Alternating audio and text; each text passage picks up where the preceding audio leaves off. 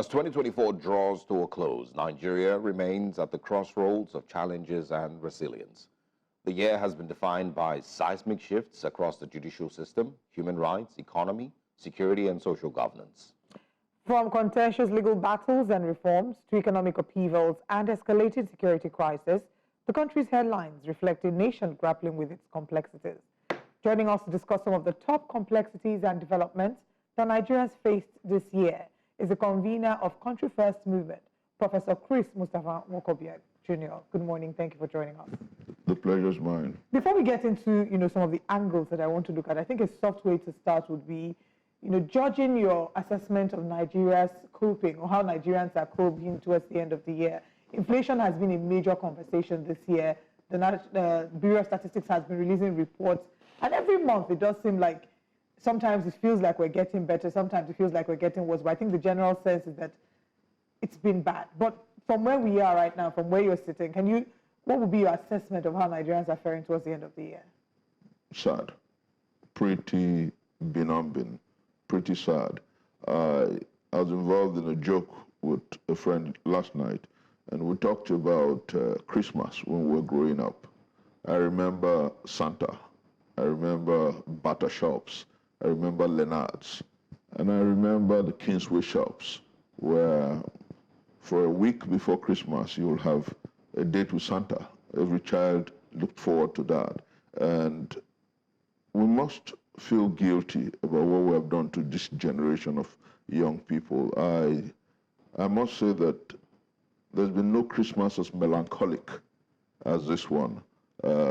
It's hunger, benumbing poverty, bewildering want, inflation at well over 34%, and I think the leadership must take responsibility. That's what is at the minimum.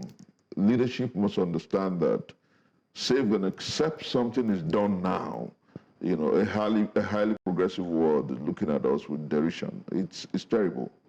I mean, the start of where we are can be traced to President Bola Ahmed Tinubu coming into office and announcing that subsidy is gone, the unification of the exchange rates, and these two have formed the crux of conversations when we're looking at the economy. So let's get your thoughts on that, bearing in mind the fact that the president did address this at the media chat that he had recently, also speaking to how he's done great work to increase the minimum wage to 70,000 naira, as a means to fight corruption. So let's talk about that. Tragically, the Nigerian public is not very critical. I saw Mr. President at the media chat, and I think that there was a certain kind of messianic arrogance that he put before the people. He scored himself excellent. And in the face of harrowing poverty, harrowing despondency, harrowing want, in the face of stampedes for food, hunger-born stampedes, in the face of Nigerians not knowing what the true value of their currency is.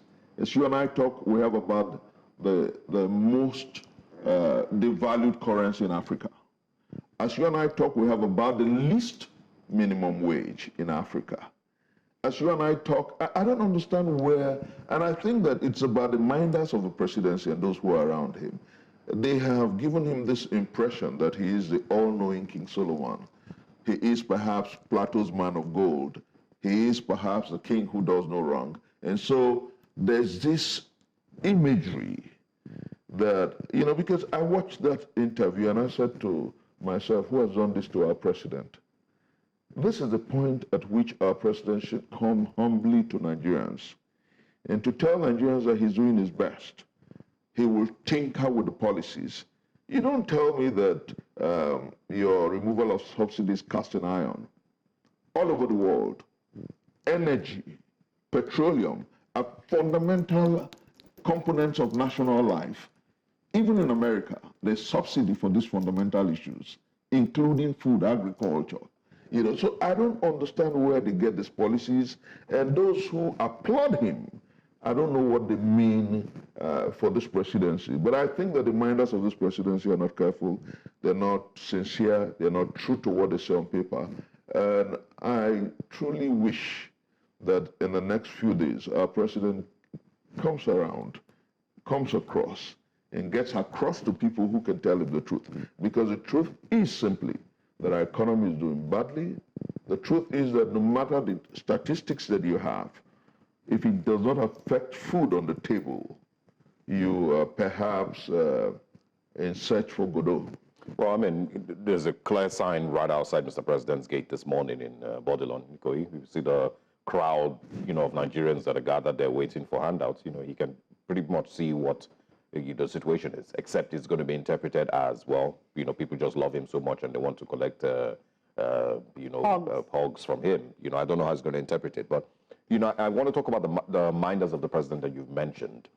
This could be their truth, because you've said that they may not be telling him the truth, but is it possible that what they're telling him is their truth from their analysis, from the way that they have also, taken a close look at what Nigeria's economy needs? This could actually be the truth that they know, or they don't actually have the plans that we expect that they should have, which is to fix Nigeria. The plan, and the motivation for being in those positions is not what we expect that it should be. It's something else. I think I love that line. It could be their truth.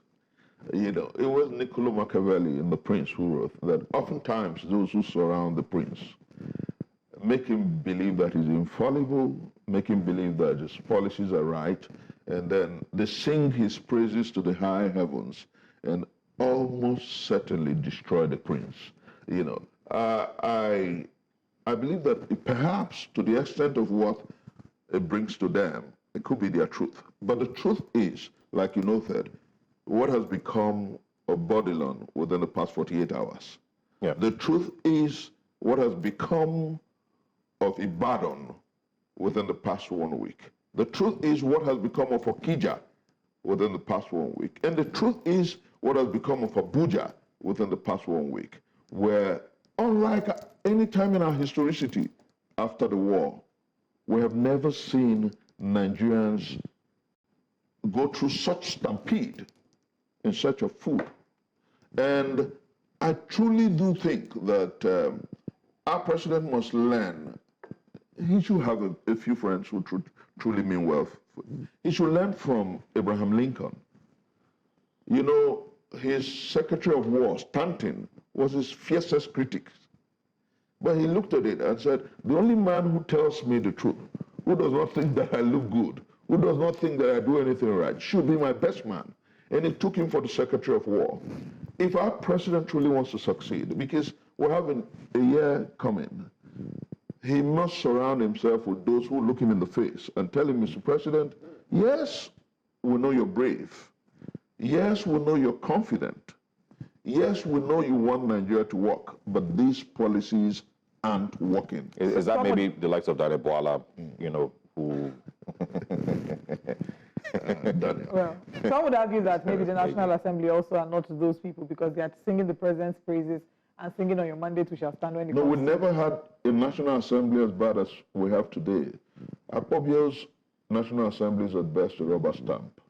They are the quintessential court jesters who sing the praises of the Tsar, who sing the praises of Plato's man of gold. They are not doing any good. Remember that the Constitution provides for, first, the legislature, before even the executive, because the legislature should truly be the mirror of what obtains in the society. The legislature should represent us and truly put before the president what affects us. But when you have a Senate president who, at best, is a comedic act, pardon my choice of words, who at best throws joke about everything, who at best must stay on the side of the president. And somebody told me just yesterday, why are you concerned about what Akpabio does? Was he constitutionally elected? Was he a valid candidate of a party in that polls? So he must dance to the tune of the man who got him to the Senate.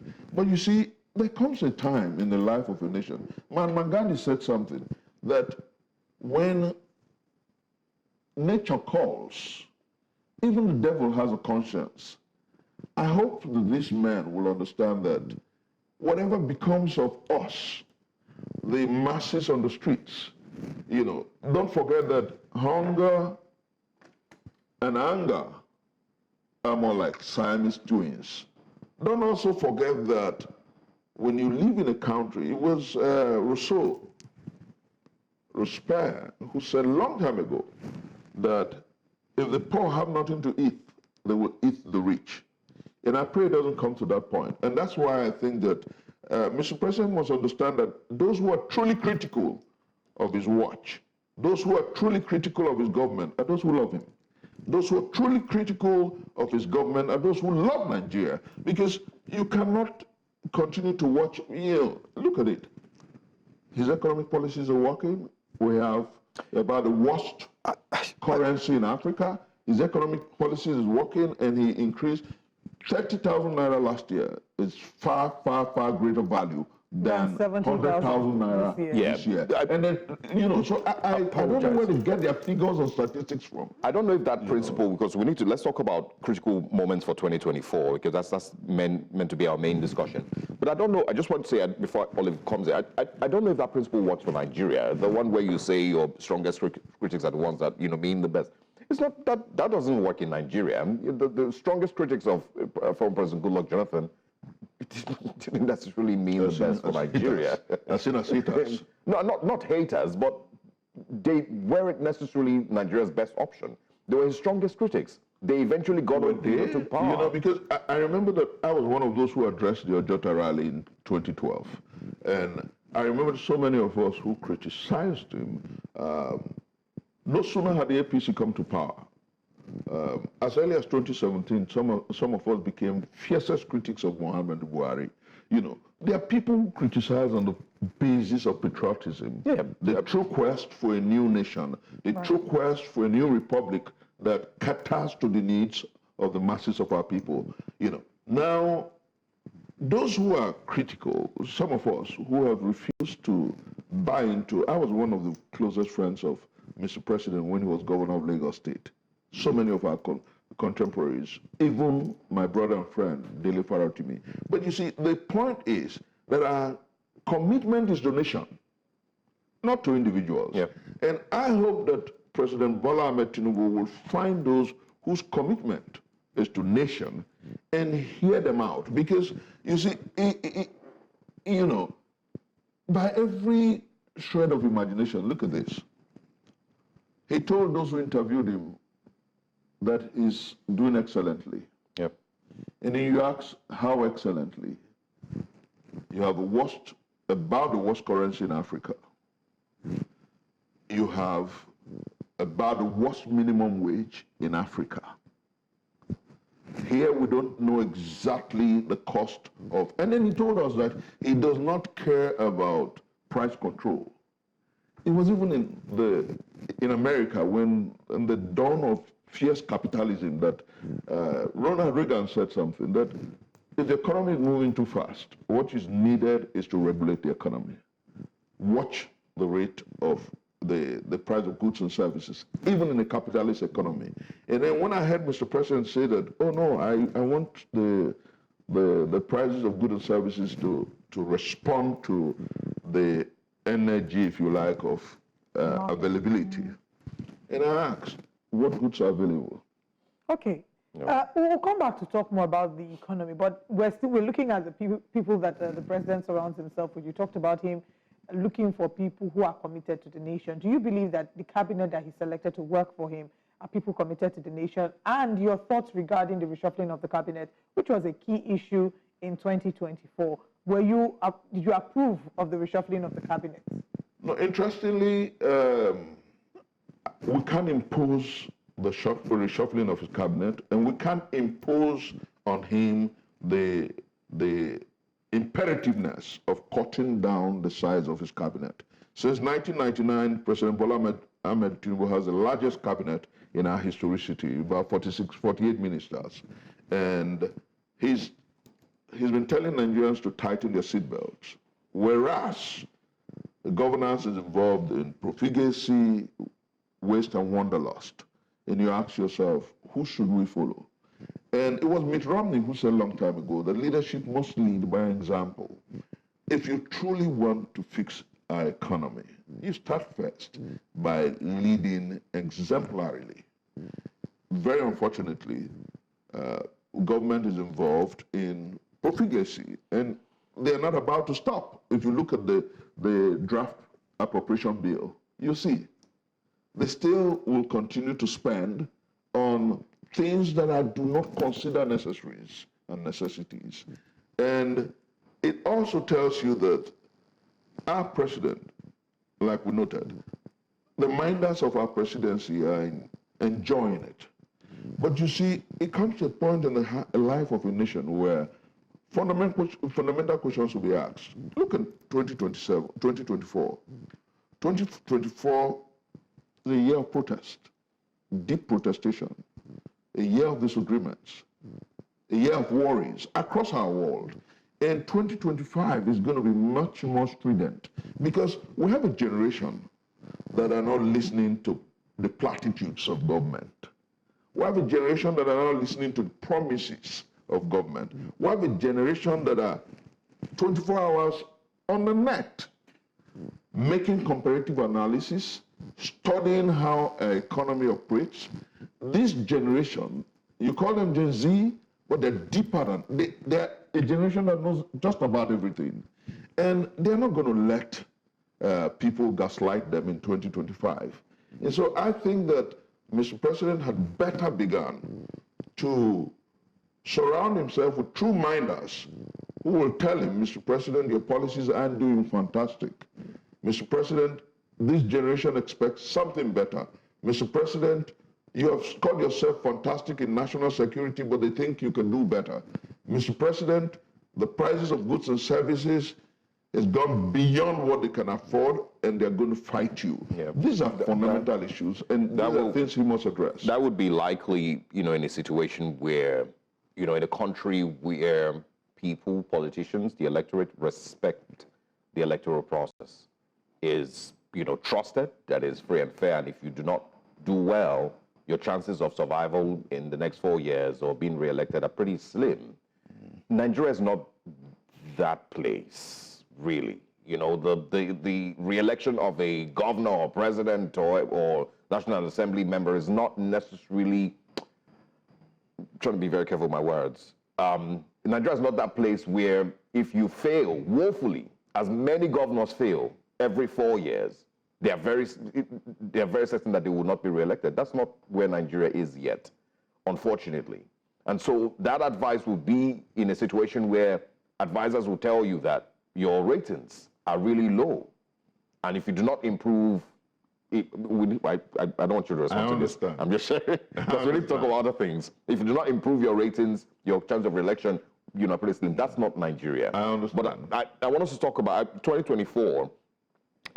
What would you say has been the most interesting thing that has played out this year that represents where Nigeria is as a nation? There's many interesting things that have happened. The Edo State and Ondo State elections, the case against the former Kogi State Governor Yahya Bello, the NBAT governance protest, the Dele Farotimi's case as well, cabinet reshuffle that happened earlier as well.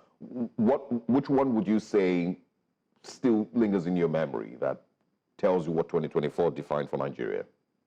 For me, it was the end bad governance protestation, and I'll tell you why. I saw our young people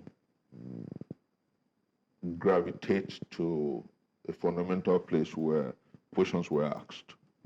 And very tragically, rather than applaud them, government dealt with some kind of derision. Yeah. Government dealt with some kind of high-handedness with young people who were asking for their rights to demand responsible and responsive leadership. I saw the fallouts, and that was when I said to myself, if this was the same Bola Ahmed Tinubu who joined us in protestations against Jonathan, reacting and responding to these young people this way defies those ideals. reacting to protestation the way they have done puts a lie to the things we thought of him, because he was involved with us in massive protestations against Jonathan. Why are you unwilling to allow young people to say, Mr. President, you're not doing right? And let me tell you, like you noted in the preamble, in the opening, you don't, in one fell swoop, without interrogating the issues about subsidy, remove subsidy. The same subsidy that in 2012 you said was a scam. Yep. You know, I thought that Mr. President should have interrogated the whole process and protocol. And before you throw away or remove it, you find those who have been responsible for fleecing our collective patrimony in the name of subsidy. He didn't do that. He still hasn't done that. And with fuel, which is about, we produce, you and I, we're responsible for our energy. We're responsible for security. You know the cost at which the average Nigerian, the cost will bear daily. And then you see fuel price go up from 175 naira to 1,000 naira, and then you think that whatever reform you call it will augur well for the masses of our people, and then you surreptitiously got labor, TUC and NLC, to accept 70,000 naira increase in salary just before the increase in fuel price. That's surreptition. That's deceit. And at the end of the day, the states who are saying that they're paying 75,000, some 80,000, if you put the value of 30,000, like I noted last year, yep, and you compare it with 80,000 this year, you find out that Joe Ajero and the TUC president must have to re-engage this presidency. Because if at 150, 170 per liter, Nigerians were going home with about 30,000, at 1,000 naira per liter, they're going home with about 70. It doesn't make any sense. Yep. And I think that what is important, and that's where I'm directly going to address your skepticism, you know, because I understand where you're coming from. In our country, we have seen people who are willing to allow change. And we have also, in our historicity, I'm 53. In my 53 years on earth, I spent about 9 years in one custody or the other. Nigerians are resilient, and Nigerians can be resolute. So I think that, look at my brother, Dele Farotimi, and look at the fortitude with which he faced the events of the past 3 weeks. And then you have a lot of young people, my brother Showore, you have a lot of young people who are resolute. You know, and I want to say this, because sometimes, and this is important for our viewers, sometimes people think that change comes through the truths of the majority. No, there's a conscious minority. That was why Margaret Mead said that nothing is truer than the fact that a small band of people who believe that they can transform a society and they work at it have always done that. That is the truest reality. You know, Mkuto Wisizwe, South Africa, under Mandela, Tibiko, Walter Sisulu, Albert Lutuli, they were not near 10% of the average black South African. They were not. You know, what is important going into 2027 is to ask for a conscious minority who are resolute and convinced that we can make our country better. And once we're able to galvanize and gravitate to that parlor where every parlor's ideals of leadership is put to the nail, our quest for a new republic would have begun. Wow. So many areas I hope that we can talk about, but yes, thank you for touching on the End Bad Governance protest. I think that one last one, as quickly as we can look at, is of course the by-elections. Kano elections, Ndo elections. I mean, as quickly as you can, we have about 2 minutes. No, I think that what Nigerians must begin to ask for is for Mahmoud Yakub to be relieved of his duties. All the by-elections, all the off-cycle elections were a sham. They were shambolic. The they did not show a commitment to due process. You saw Edo, you saw Kogi, you saw Bayelsa, you saw Ondo. I think that the time has come for Mr. President, and I think he should learn from the late President Yar'Adua, who admitted that the election that brought him to power was flawed and proceeded through Justice Uwais to amend and to look at the electoral protocol. President Tinubu must understand that Nigerians are increasingly losing faith in the electoral process. And democracy has no life if people doubt and lose faith in the electoral process. So the time has come for him to begin to save democracy by first removing Mahmoud Yakub and then ensuring that electoral restructuring, electoral reforms begin promptly. Yeah, I think the person who even appoints INEC chairman, that process also needs to be changed. If the presidency keeps appointing INEC chairman, then it's not going to be Mahmoud Yakubu's fault. Anybody who's there, with the puppet and the puppeteer. Absolutely. So we should switch to maybe ensuring that they're elected. That's why we're talking about electoral reforms. Yeah. Perhaps the INEC chairman should be appointed by the judiciary, perhaps, or a select council of statesmen, because seven except something is done to reform this INEC, we'll keep going. Nigerians will lose faith in the electoral process. And come 2027, people will just sit at home. That is to say that a number of them haven't already lost faith in the electoral process. Yeah. But unfortunately, we can't take more stories. We will continue to review a number of the big stories that have made headlines all through 2024 here on Breakfast Central. Prof, thank you so much for your time with us this morning. Pleasure's mine. Okay.